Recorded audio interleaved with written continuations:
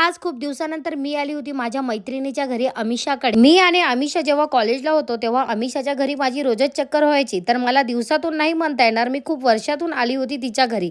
मी नेमकी उपवासाच्या दिवशीच आली। आता इथे मावशींनी लगेचच माझी खातिरदारी केली, बाहेरून मला बिस्लरीचं पाणी आणलं मस्त थंडगार आणि त्यांच्या दुकानातला कडक कडक चहा आणला आणि चहासोबत खूप वेळ आमच्या अशा गप्पा चालू होत्या आणि गप्पासोबत खूप खूप कॉमेडी चालू होती। आम्ही खूप हसलो पण आणि खूप बोललो पण, खूप मस्त वाटलं। आता तिकडनं मी घरी आली होती, मग लगेच सासूबाई मला घेऊन गावात आल्या होत्या काही कामासाठी। आता मी त्यांना घरी सोडायला आली होती, पुढे ट्रॅफिक झाली होती म्हणून मी त्यांना अर्ध्या रस्त्यात सोडलं।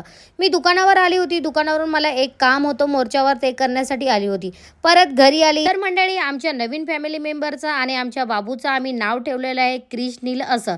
तर महादेवाचं आणि कृष्णाचं मिळून हे नाव ठेवलेलं आहे, खूप सुंदर असं।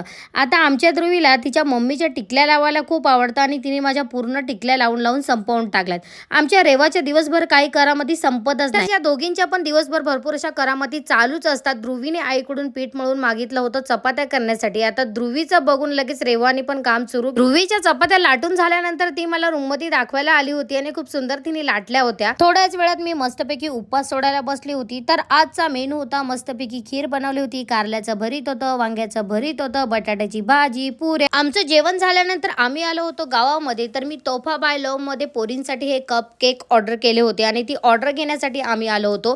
तर मंडळी असा होता माझा आजचा दिवस। तुम्हाला आवडला असेल तर आपल्या चॅनलला नक्की फॉलो करा आणि यूट्यूबला पण आपलं चॅनल आहे, तिथे पण जाऊन सबस्क्राईब करा। बाय।